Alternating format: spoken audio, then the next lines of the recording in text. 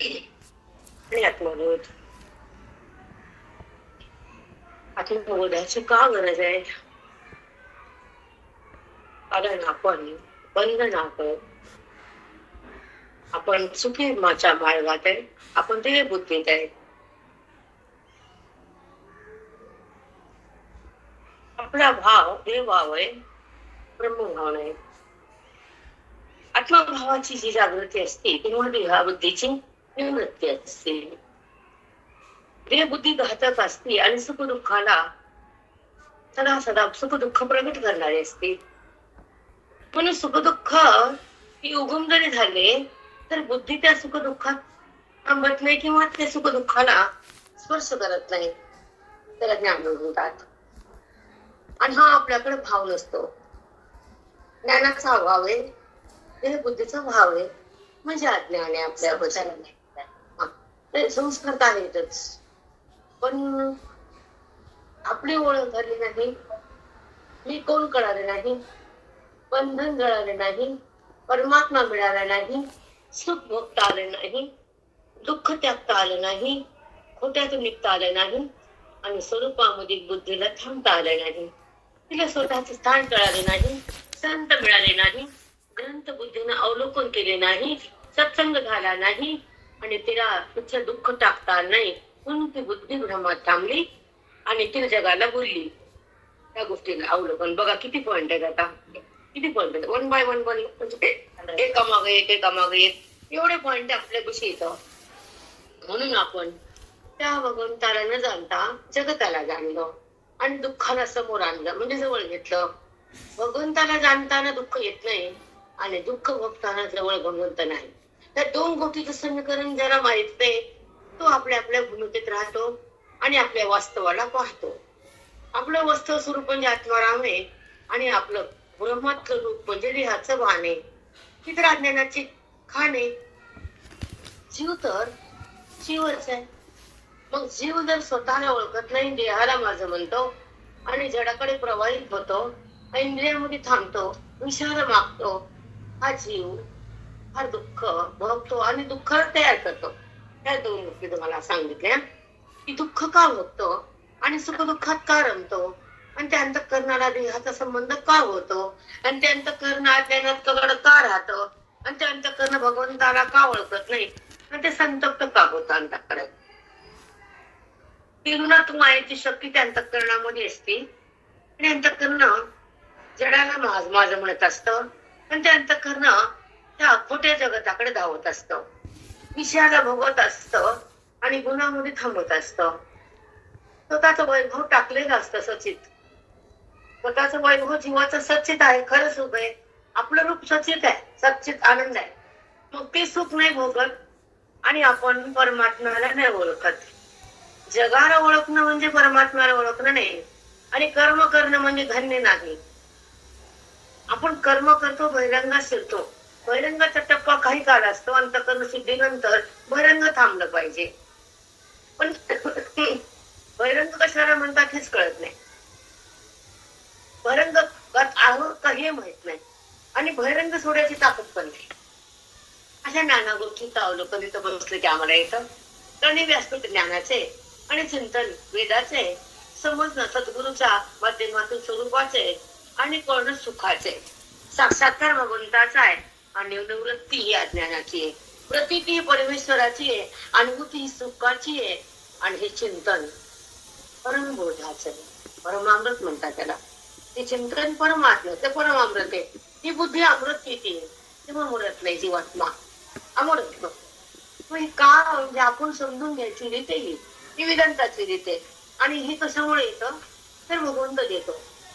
आम्हाला बोलता येते. मी तर आता उठले, तुम्हाला माहिती आज खूप झोपली मी, तब्येत बरोबर आणि देहभावातून बाहेर यायचं, जगाला सोडून द्यायचं आणि वृत्तीनं थैमान घालायचं, ब्रह्मानंदामध्ये नाचायचं, परमानंदाला बघायचं, आत्मसुख भोगायचं आणि अज्ञानाला ब्रह्मबोधानं व्हायचं, निर्मळ बनायचं आणि वृत्तीला सोडून जगायचं. त्याला ब्रह्मवेत्ता म्हणायचं. च च च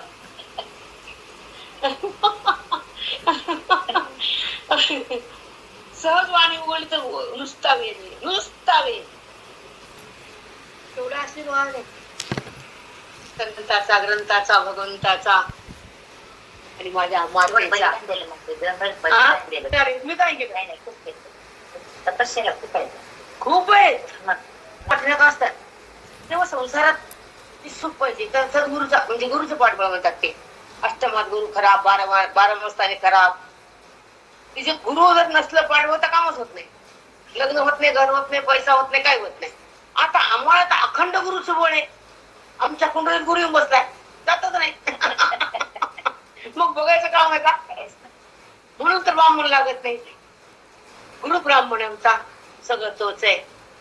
त्यांना अक्षर लावून जेव्हा शिवाजी लग्न लावले, नाही लावलं, नाही केला मिलन भगवंताचं बुद्धीचं. दुसरं कोण केलं?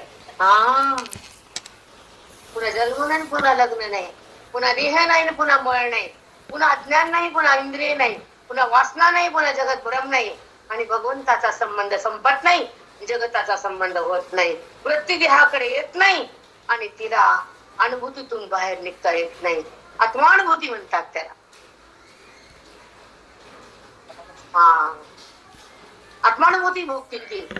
ते आहे का, गेला का, माझा का तुझा, का पडला का पडणारे, का जाणारे का येणारे, का आहे का नाही, तिचा त्याला भान नाही त्या बुद्धीला. कारण ती ब्रह्मस्वरूप झाली. देहाची सत्ता कुठं आली, सगळा तोच झाला, कुठं देह उरला. ही अनुभूती उच्च स्थितीची असते. ब्रह्मविद्याची अनुभूती आहे. ज्ञानोत्तर अनुभूतीत राहतो आणि अज्ञानात देहाला माझं म्हणतो. व्यवहारामध्ये भ्रमात धावतो आणि विषयाला चाकत मरून जातो. मृत्यूला आलिंगन देतो जीवात्मा. पण ब्रह्मवेत्तांना मृत्यूच नाही. काळाचा परे गेला तो, त्याला काळ शिवत नाही. तुकया घरीत काळ गुलाम करीत सलाम. काळ त्याला सलाम करतोय. तुकया घरीत काळ गुलाम म्हणले. कारण संत ब्रह्मविद्या लहान नसतात. पण जगाला माहित नाही ब्रह्मविद्या काय, संत काय, ग्रंथ काय, बिलकुल कळत नाही.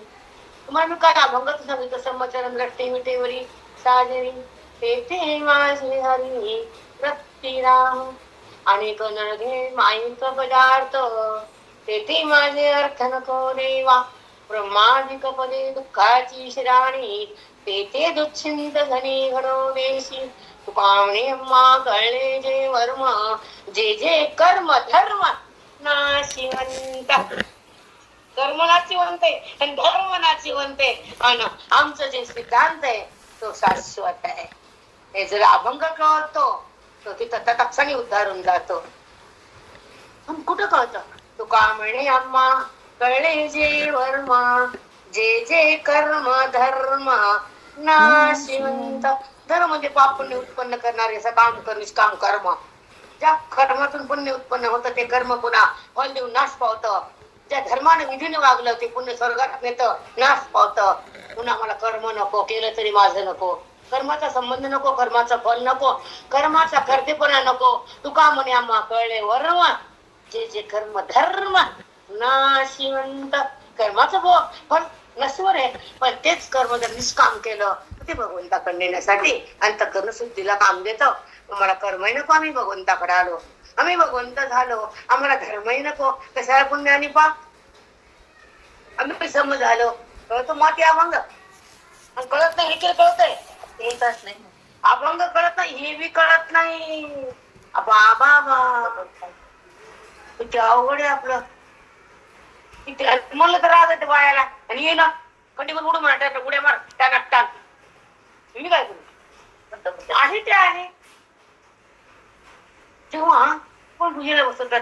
आरंभी आवडी देवा तुझ्या पूजेला बसले, तुझ्या पूजा करून संसार आहे.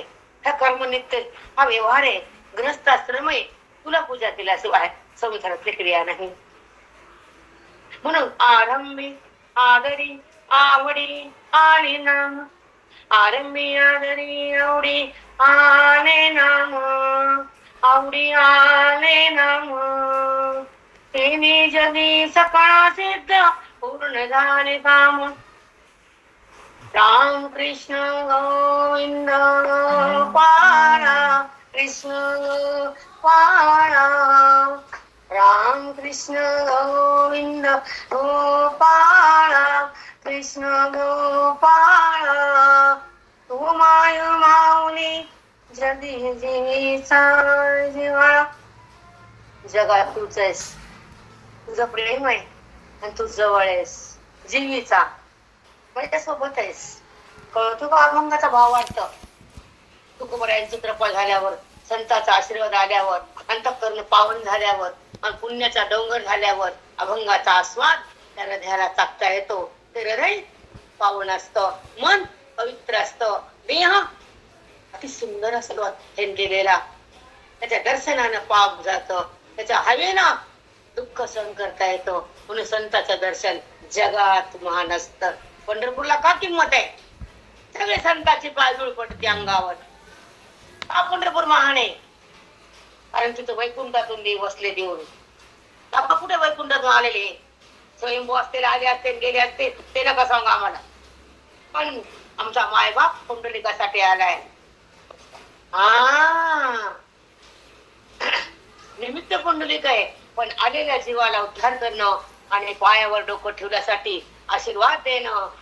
आणि तो पांडुरंगाच्या नेत्राला जवळ घेतो. नामाकरंगळी धरी, एक खांद्यावरी एक डोक्यावर धरी. काय अभंग आहे ते? विठू माझा लेकरवाळा संगे गोपाळाचा मेळा. खांद्यावर घेतो लेकर, डोक्यावर घेतो आणि आंध्रातले लोक लांबून पाहते. ते खांद्यावर घेत आम्हाला बघा, हाताला, खांद्यावर, डोक्यावर, काकावर विठू माझा लेकरवाळा संगे गोपाळांचा मेळा. आहे कुठं देवाचा सावळा? आहे का?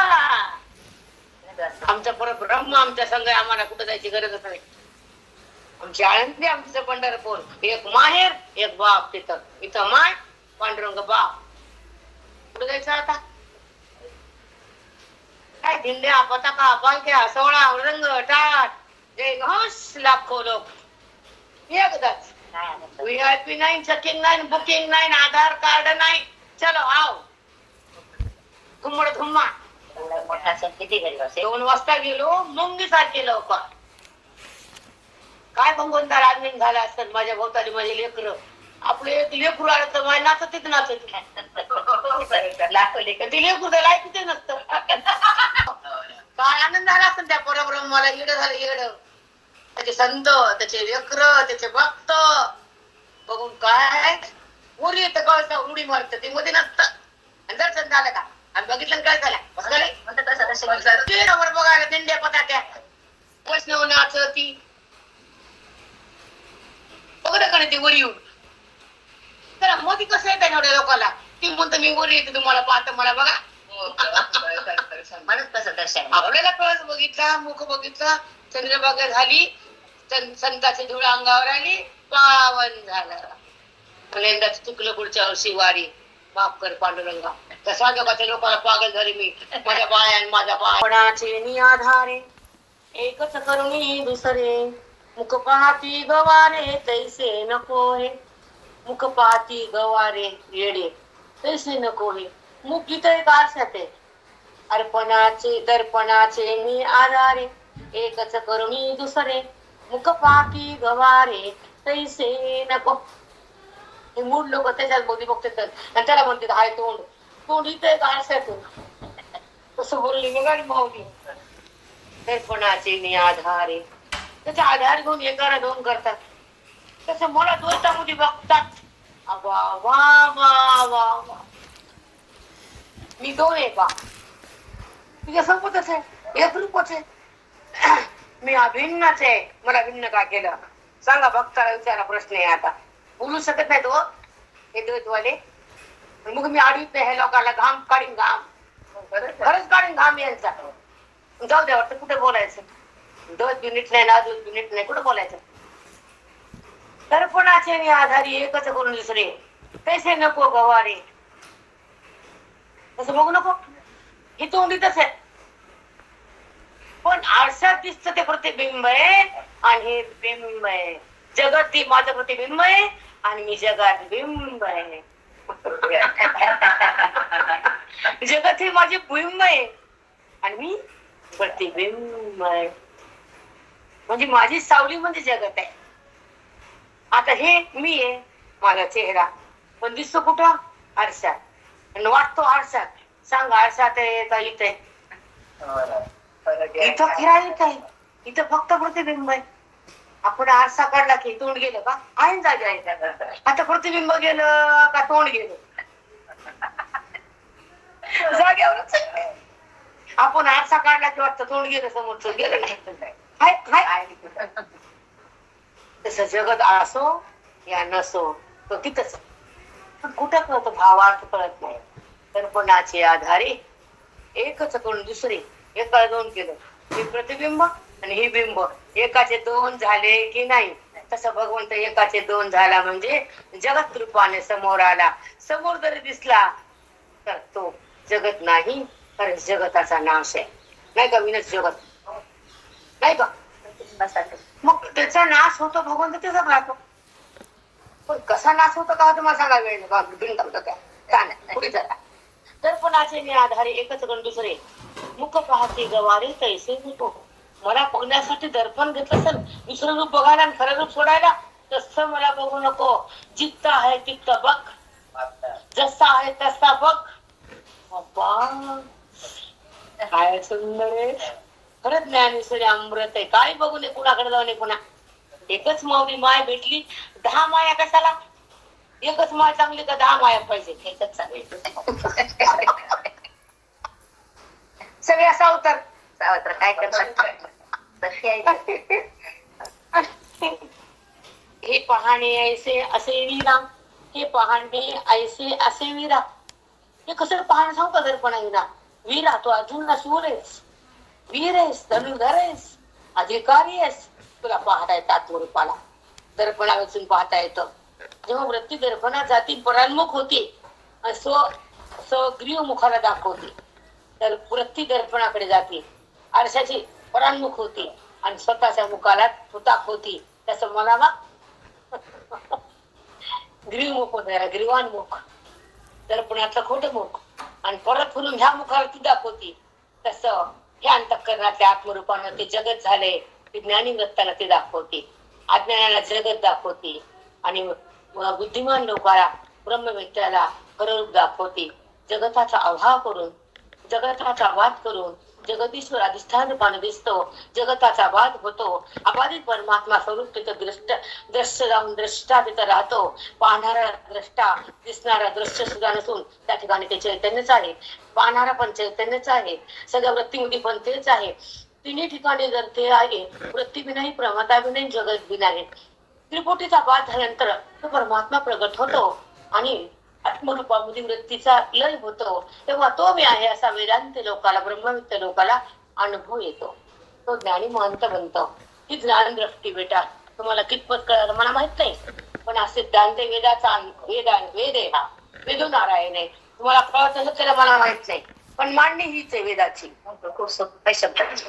ही मांडणी बेटा, कीर्तन असो, प्रवचन असो, सत्संग असो, भजन असो, काय पण असो, पण ते भगवंताचं प्रेम, भगवंताची ओळख आणि भगवंताची जाणीव, या 3 गोष्टीच्या माध्यमातून आपल्याला जावं लागतं. ओळख ही उच्च स्थिती आहे, नाम ही पहिली स्थिती आहे, त्याचं प्रेम ही भक्ती स्थिती आहे, आणि त्याचं ऐक्य ज्ञानाची स्थिती आहे. हे तुम्हाला कळत नाही, सांगावं लागतं आम्हाला. हे नाही तुम्हाला कळत. आम्ही पाहतो का, जाणतो का, बघतो का, काय कळतं? बारीक सारी गोष्टी कोण सांगते? कुणाला पडली कुणाची? कोणाला पडली नाही. आपली धुळी भरली संपला. तुमचं काय कुठं आज्ञा नाही, तुम्हाला कशाचं भान आहे? त्यांना काय देणं नसतं, त्यांना रक्तातून मुरत नाही. हा, त्यांना काहीच नसतं, आणि ज्याला असतं त्याला आमचा नमस्कार. साष्टांग दंडवत त्या महात्म्याला, की जो जगाच्या कल्याणासाठी हे कार्य करतो परमार्थाचं. धनासाठी करत नाही, इमानदारीने बोलते नाही. इमानदारीने बोलणारा फार वेगळा, आणि लुटणारा वेगळा, वाटणारा वेगळा. वाटणारा संत असतात, भक्ती देतात, ज्ञान देतात, अज्ञान काढून देतात, जीवाला शिवरूप करून टाकतात, अज्ञान जाळून टाकतात, जन्मजन्मांतराची वासना तोडून टाकतात, आणि जगताचा भ्रम बुद्धीतून काढून टाकतात. हे संत असतात. हे कुणाला द्यायचं, कुणासाठी द्यायचं, हे खाली असतात शिरोमणी. सगळे नसतात बेटा, कारण आम्ही बघितलं सगळं जगात, बघितलं वेदांत काय, श्रवण काय, मनन काय, चिंतन काय, अनुवाद काय, काय असते साधकाची तळमळ, काय संत असतात, ग्रंथामधलं अवलोकन करणारं हृदय कसं असतं, वृत्तीला ओवीचं भान आल्यानंतर वृत्ती कशी विभान होती, तिला जगताची ओळख पुसल्या जाती, ती परमात्म्यामध्ये एकरूप होती. ही संतांच्या बोधाची संगती, बाकी कुठे काय मिळणार तुम्हाला. जाणं येणं जाणं, 4 शब्द ऐकले, 10 शब्द हे केलं आणि निघून आलं, आणि छान छान छान काय छान छान डोक्याच्या म्हणून गेलं काय, मध्ये गेलं काय, शेंडा नाही, डोक्याच्या म्हणून गेलं सगळं, शेंडा नाही, बोर्ड नाही, त्यानं हे सांगितलं, त्यानं ते सांगितलं, ह्या अध्यायामध्ये तितकं, ह्या अध्यायात एवढं एवढं काकडा पाडे त्याला, दुसरं आहे का काही. तसे सांगणारे खूप अंधार आहे बेटा, अंधार आहे.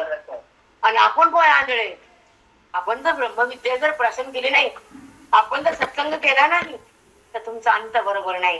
हे लक्षात ठेवायचं, प्रत्येकानं लक्षात ठेवायचं. प्राण जाताना तुम्ही बेकार वाया जाता.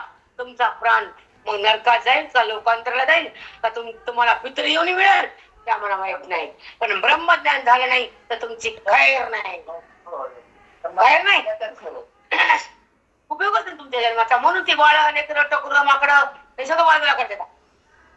कोण तुमच्यासाठी आहे? त्यांना पंख फुटले की उडतात ते. तुमच्याकडे बघायला वेळ नाही, फोन लावायला मीटिंग, कळतं का सेटिंग त्यांची, समजतं का जरा. आम्ही आधी सावध झालो बेटा, मोठेपणा नाही, वस्तुस्थिती आहे. सावधान मी भगवंतानं जवळ घेतलं मठामध्ये नेलं गुरुजींच्या, आणि आत्मधान दिलं, मन राम झालं. यात कळायला की आपल्याला काय दिलं संतानं, महात्म्यानं काय दिलं तेव्हा कळत नव्हतं. ऐकायचं, समजून घ्यायचं, अनुवाद करायचा. हे ग्रंथ लावला का, ही ओबी लागली का, तरंगाचा 5वा हेडिंग लागली का, 50 हेडिंग लागली का, हे अभ्यास होता. पण त्या अभ्यासाच्या नंतर जी अनुभूती असती, परमात्म्याची प्रतीती असती, सिद्धांतामधून मनाला परमेश्वराची ओळख असती, हे आता कळायले. जेव्हा बाप फ्लॅट घेतो 1000चा, त्याची किंमत होती 1 कोटी. ते बाप काय नाचत असेल, बाळा मी 1000 दिली तरी तुला 5 कोटी आले. आपा वा वा वा वा वा, ते बाप किती खुश असेल, माझ्या बाळाला धन कसं दिलं मी. बापाचं कर्तव्यच आहे मुलाला देणं, आणि मुलानं सुखात राहणं, आणि पोरानं बापाला बाप म्हणणं त्याचं कर्तव्य का नाही. आता विसरा, आता नाही ते जमाना गेला. पोरग पुण्यात, अमेरिकी, जपान, लंडन, दुबई, बाप सवयी इकडची मरते मेहनत करू करू करू. अशाचे तुमचे लेकर काय शिक्षण हे तुम्हाला लागला, आम्हाला देणं घेणं नाही. हा लुसलुस तुम्हाला मुंबईत काय मला जाऊ पण वाटत नाही लवकर. बोलते काय, व्हिडिओ करते, येते, ती सून आडती, मी आपलं हो म्हणते, माझं करायचं ते करते, आता म्हणते येते म्हणे 2 वर्ष होऊन गेले. आपल्यापाशी नाहीच ते वाक्क वाक्क वाक्क वाच वाच वाच नाही रे बाबा. आणि असंच ठेवा,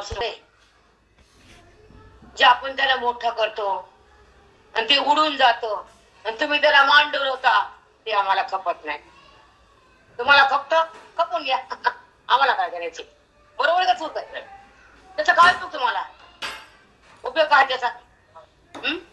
धन द्या, दौलत द्या, कष्ट द्या, चमडा द्या, हाड द्या, आयुष्य द्या, प्रॉपर्टी द्या, आणि ते उडून जा. माझा चकोळा पकोडा बस आरडत. किती अवघड आहे संसार, कठीण आहे कठीण. 20 त्याला पोचवणारे संसारी महान ईशाला पोचवते, दुःखाला सुख म्हणते, विहायला माझं म्हणते, आणि आयुष्य पाण्यात टाकते, आणि आम्ही त्यांना चांगलं म्हणा. वा रे वा, धंदा चांगला, आम्ही ना म्हणणार चांगलं कधीच नाही. चला, असे वीरा हे पाहणे, ऐसे असे वीरा, हे कसं बघायचं मला स्वरूपाला. जगताला बघतो तसं आहे, आरशामध्ये तोंड बघतो तसं आहे. नाही नाही नाही नाही, एकच करू नये दुसरे, दर्पणाचे आधारे तैसे नको गवारे. गवार म्हणजे मूर्ख, कसं बघ नको. एकाला 2 करून बघूच नको, एकाला 1 रूपानं बघ. सांगायला मला वेळ नाही, तुम्हाला फक्त भावाला सांगितलं. एकाला 1 बघत बसत तुम्ही. हे पाहणी ऐसे असे विरा, जैसा न मोडनिया विहिरा, मग आपली या उगमी झरा भरोनी टाके जैसे न मोडली या विहिरा. विहीर खंडायच्या अगोदर जमिनीत पाणीच असतं ना, आणि खंडाळ बाहेर येतं. तसं मी तुझ्यासोबतच आहे ना, पण ज्ञान संपादन दिलं तुझ्यासोबत येतो असं पहा. विहीर खंडायच्या आधी पाणी असतं का नाही? तसं जगत उत्पत्तीच्या आधी, तुझा देह प्रगट व्हायच्या आधी, वृत्तीला उत्थान व्हायच्या आधी, गुणाची उत्पत्ती व्हायच्या आधी मी आहे. तसं पहा, उकरायच्या आधी पण जमिनीच्या पोटात पाणी आहे. तुम्ही बघत अग्नी बघितलं की नाही? लाकडात लागणे. हा तसं यांनी काळ बघितलं कागदरी यांचा. आता ऐका, न मोडली या विहिरा. विहिरीमधलं खणून पाणी काढायच्या आधी मध्ये असतच, तसं त्या आवरण काढायच्या आधी मी आत्मरूप पाणी तुझ्यापाशी असतच. आवरण काढ. विहीर खोदून दगड काढले, माती काढली, पाणी आहे. आवरण काढली मी आहे असं पहा. अरे रामा गमी जरा भरून टाके. बघा मग तिथं असलेलं पाणी काढतो का नसलेलं आणतो? सांगा. उगमी असलेलं पाणी त्या घरातून उगम होत विहीर भरती. तसा मी असलेला परमात्माचे त्याला आवरण काढलं की मी जसा झरा पाण्यानं भरतो, तसा तुझा आनंदानं अंतःकरण भरतो. काय रूपक आहे. एक सांगू का मॅडम, कधीच वाटतं मी जरा भरून टाके. मग असलेलंच पाणी वर आलं आणि विहीर भरून टाकली. तसं असलेलं ज्ञान प्रगट झालं, जगतामध्ये व्यापक आहे असं सुखानं भरून गेलं मन. दुसरं कुणीच नाही. पण ही ब्रह्मविद्या पेलायला, कळायला, अनुभवायला कठीण आहे. आणि ऐकत ऐकत कधी अनुभवाला, कधी ब्रह्मस्थित झाले हे कळत नाही. म्हणून चिंतन रोज पाहिजे. दुसरं मग तुम्ही ह्या पारा बायका धडकून काढते. हा धडकून काढते. आखरीची नुसते खड्डे. काही कळत नाही. वाचन केल्याने काय होतं समजलं पाहिजे त्याला. काय उपयोग नाही, उपयोगच नाही. पण थोडीच का भूत येते कुत्र कुठं तर कामाला ती भेटत का? चला. ना तरी अटलिया अभ, ना तरी अटलिया अभ निज बिंबा प्रतिबिंबा नेहे ठिकाण भिनव घटा भावे. बघा, ना तरी अटलिया अभ निज बिंबी प्रतिबिंब. आता पाण्यामध्ये प्रतिबिंब पडलं वाटेल. आता पाणी आटलं, त्याचं प्रतिबिंब पडलं सूर्याचं. आता पाणी आटलं प्रतिबिंब वरच गेलं का? ज्या पाण्यामध्ये प्रतिबिंब पडलं होतं डबक्यातल्या पाण्यात, ते पाणी आटलं. आता पाणी आटलं प्रतिबिंब गेलं, मग सूर्य गेला का? सांगा, सूर्य गेला का? जात नाही. जात जाईल कसा? ज्याचं प्रतिबिंब पडलं ते तसाच आहे. पण ज्याच्यात पडलं ते गेलं. अंतःकरणामध्ये त्याचं प्रतिबिंब आहे बेटा, आभास आहे. अंतःकरणात फक्त आभास आहे. ते पडला मग ते गेला का? इथून प्रयास असायला सिद्धांताकडे येण्यासाठी फार सूक्ष्मता लागते. जेव्हा हे अंतःकरण त्या आत्म्याशी एक रूप असतं. अंतःकरण आत्मा जवळ आहे. आत्मा अधिष्ठानावरली बिल्डिंग आहे. आता ही बिल्डिंग पडली मग आत्मा पडला का? नाही, तो तसाच आहे. सूर्यवर तसाच आहे. पाणी आटलं म्हणून बिंब प्रतिबिंब गेलं, पण बिंब आहे. तसा आत्मा आणि अनात्मा ह्या दोघांचा संबंध आहे. अनात्मा पडला नश्वर आहे, आत्मा शाश्वत आहे. हा पडला तर तो आहे, पाणी संपलं तर तो आहे. ह्याला म्हणजे प्रयास लागला. फक्त 2 शब्दाचा प्रयास आहे. इथपर्यंत सखोल जावं लागतं. एवढं एका शब्दाला 10, 20, 25 वाक्य सांगून समोरच्या बायकाला सांगावं लागतं. आणि त्यांना म्हणून लागतं कळाला का नंतर अटलिया आभ निज बिंबी प्रतिबिंब. निज बिंबी, निज म्हणजे खरं, पडलेलं प्रतिबिंब आणि बिंब एकच आहे.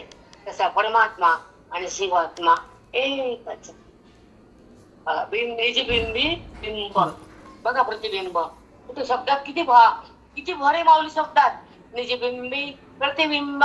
बरोबर शब्द निज बिंबी प्रतिबिंब. याच्यामध्ये सिद्धांत भरलेला आहे. आधी मॅडम काहीच कळत नव्हतं. आम्ही असं मोठे भरून बिंबी काय म्हणजे, निज म्हणजे काय? निज म्हणजे आत्मस्वरूप. त्या बिंबाचं आत्मस्वरूपाचं प्रतिबिंब म्हणजे जगत आहे, अनात्मा, सावली आहे. पण त्याचीच सावली आहे, तोच बनलाय. तो जर नाही तर सावली नाही, आत्मा नाही तर अनात्मा नाही, परब्रह्म नाही तर जगत नाही.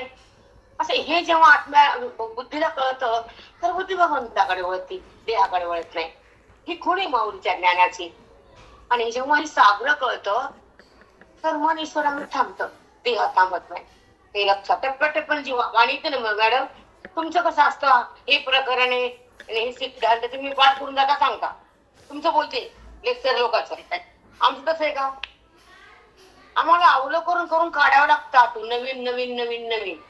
आणि तुम्हाला जे पुस्तकाचं ते मांडावं लागतं पाठ करून करून करून. बदल करता येईल. मग प्रतिबिंबी प्रतिबिंब रेहते कान भिन घटा भाव. बघा घट उठला, घरातलं आकाश गेलं तर बाहेरचं आकाश संपलं का? सांगा ना, ऐका. होते का नभी नभ घट अभावी. घटाचा फुटला, घट आकाश गेलं, महाकाश कुठे गेलं? घटाच्या आत आलेलं आकाश, त्याचं नाव गेलं. आकाश जसाला तस आहे, देह गेला, आत्मा जसाला तसा आहे. काय सुंदर रूप करतात माऊली. एक घट आकाशात ठेवला मोकळी, घटाच्या आतल्या भागास घट आकाश ना आणि बाहेरच्या महाआकाश. पण उपाधीने दोन आकाश झाले.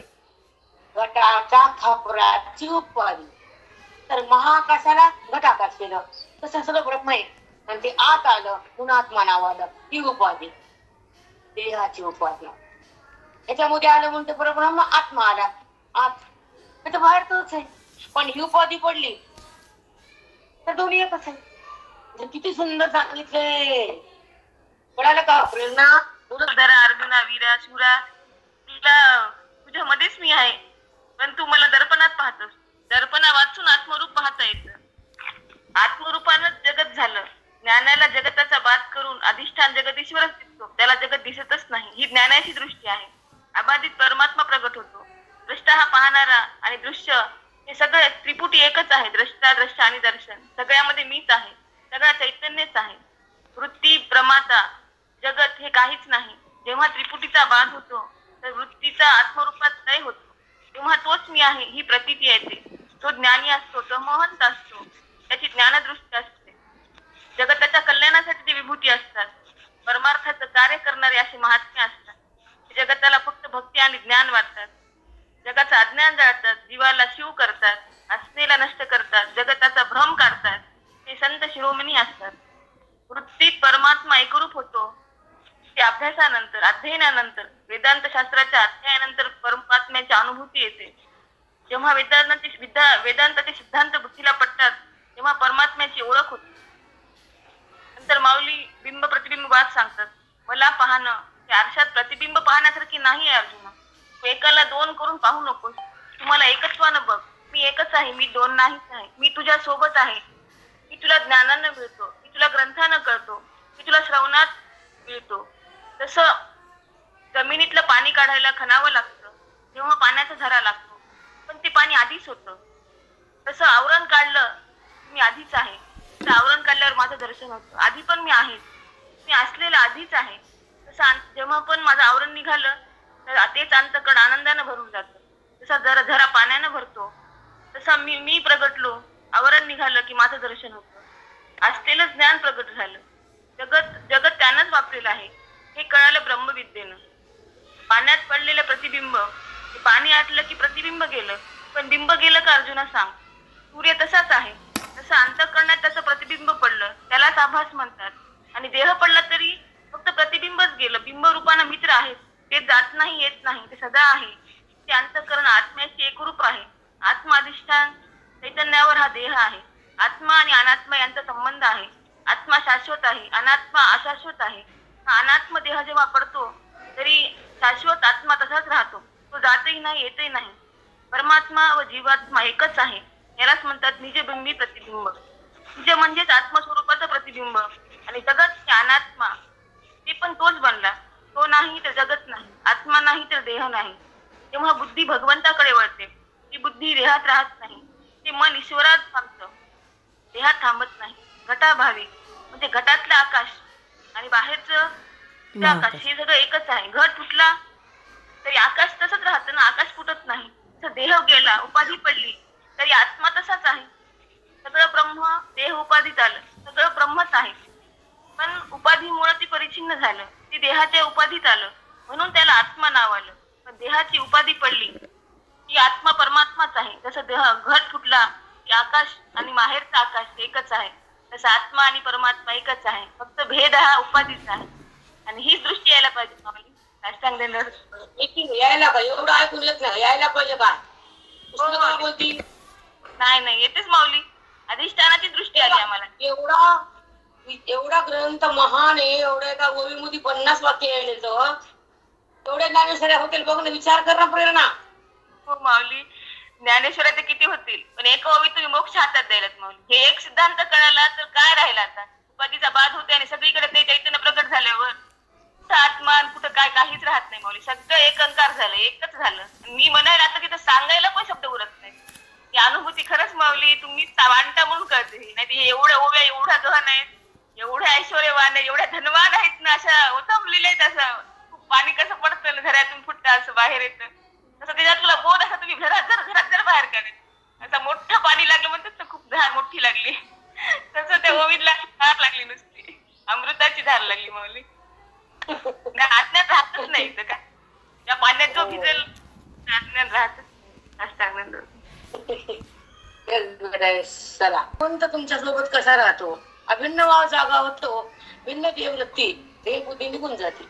आपण भिन्न आहेत का भिन्न आहे भगवंतापासून, हे पण महत्वाचे. ज्ञानात आल्यानंतर कळतं बेटा. सागर असं ऐकलं माऊलीच्या ओव्या की बुद्धी बदलती ना. सुख दुःख तू मी थांबत. तुम्हाला बाकीचे ग्रंथ ऐकणं वेगळं राजा मॅडम. पांडव प्रथा, पांडवाचं कर्तव्य, कृष्णाच्या लीला, हे भाग वेगळे राजा. पण ह्याच्यामध्ये आपला उद्धार आपण भगवंत रूप होतो. कथेमध्ये त्याचं ऐकून पुण्य होतं, पण ह्याच्यात ऐकून अज्ञान जातं. हे लोकांना कळत नाही. तिकडे वर्णाचा भरणा, उत्तडाचा उत्तडा, इथं कोणीच नाही. म्हणून वेदांत लोकलाय ना. तिकडे 1000 2000 हातात काय पुण्य करायचं का, चाटायचं पुण्य तुला. तिथे अधिकार तयार होतो, ब्रह्मभाव जागा होतो, वासनेचा अंत होतो, जीव संत होतो. पण इकडं कोण येतो? कोणी येत नाही. इथं नाव ठेवतात, आम्हाला दोष काढतात, इथं आमच्या मागा टिंगल्या करतात. टिंगल्या करतात आमची. असं बोलती माझा आवाज बेफान आहे. सांगता सांगता मला भान राहत नाही. खरं मी खऱ्याच जाते, मलाच कळत नाही ना. पोपटपंची भाषा, गोड गोड बोलायचं, मुंड कालवायचं, ते आम्हाला माहित नाही. आम्ही जसं आहे तसं सिद्धांत एका वेळेवर 50 वाक्य काढतो. दाखव कुठे ते, मग नाव ठेवू आम्हाला. इंद्रांशु सरणीया नाना इंद्रांशु सरणीया वन्नी परते जेवी आपण पया तैसे आपे आप धनंजया न्याळने जे तैसे आपे आप रणंदया न्याळने जे पे. आपे आप आपण आपल्याला न्याहाळणं म्हणजे पाहणं. जसं अग्नी एका लाकडाला लागला, त्या अग्नी लाकडाला पण अग्नी केलं, आणि जिथून अग्नी तयार झाला तिथं अग्नी वापस गेला. लाकूड पेटले, लाकडाची राख झाली. जिथून अग्नी प्रगट झाला त्या अग्नीत गेला. जसं वृत्ती उत्पन्न झाली माझ्यापासून मायेच्या द्वारे, तिचं कार्य झालं, ती वाढली ती. पण माझ्या ती कुठं कळत अंतःकरणाला. खूप सुंदर निर्माण कळत नाही आपल्याला. अग्नी प्रज्वलित झाला, पुन्हा आपल्या रूपात आला, सत्ता व्यक्त झाला. तसं पहा मला तू. तिथं आहे ते पहा, जसं आहे तसं पहा, आणि तसं तू तिथं राहा. हे सिद्धांत बेटा. ओवीतून सिद्धांताला अंतःकरण अवलोकन करतो, आणि अंतःकरणाचा बाध होऊन परमात्म्याचे दर्शन होतं, वृत्तीचा बाध होतो आणि परमात्मा प्रगट होतो. तेव्हा झालेला व्यवहार बाधित होतो. तिथं व्यवहाराचा स्पर्श नसतो अंतःकरणाला. व्यवहाराचं पुण्य तयार होत नाही, व्यवहारात विकार तयार होत नाही. त्याला म्हणतात बाधित अनुवृत्ती. ज्ञान लोकांची असते. कधी कोणता विषय येतो, कधी भगवंत देतो. बरं अफाट हृदयातून यायलं भाग्य वाटतं हृदयाचं अंतःकरणाचं. तेव्हा किती सखोल अंतःकरण दिलं असतो, किती सखोल न्यायला असतो, किती सुंदर वागते ते शब्द. कधी ऐकले खूप वागते. वैदिक भाषा आहे सगळी. हॅलो. आप धनंजया न्याहाळणे तैसे आपे आप न्याहाळणे धनंजया. ऐका.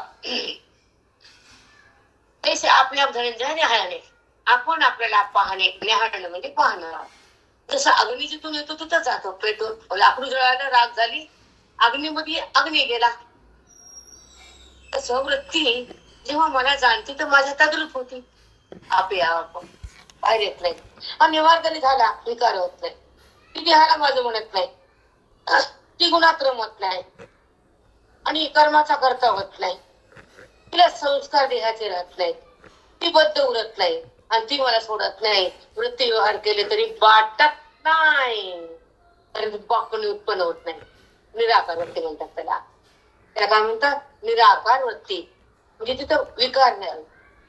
तिथं विकार होतो, तिथं कार्य असतं, वृत्ती त्याच्या मन त्याच्यामध्ये असतं. आणि मनाचा आणि कार्यसंबंध होतो, पुण्याची उत्पत्ती होती. पण मनाचा आणि ईश्वराचं ऐक्य होतं तर ब्रह्मस्थिती उत्पन्न होती. त्यात पुण्य वेळ पाप वेळ. ते फल ज्ञानाचा आमच्या पण कळत नाही जगाला. खूप वाईट वाटतं की एवढं सुंदर आहे, तिकडे हजारो लोक नाही का. माझ्यासाठी नाही बाप्पा, तुमच्या उदरासाठी. तुम्ही ऐकलं तरी काय, मला काय फायदा. आता युट्यूब मध्ये 70-80 हजार लोक ऐकणारे माझे व्हिडिओ. 17 लाख हजार जवळ झाले, म्हणजे 52 लाखाला पुढे गेलतो माझे व्हिडिओ बघणारे. पण इकडे संख्या श्री ज्ञानदेव तुकाराम पंढरीनाथ भगवान की जय. ज्ञानेश्वर महाराज की जय. रंगनाथ महाराज सर्व साधु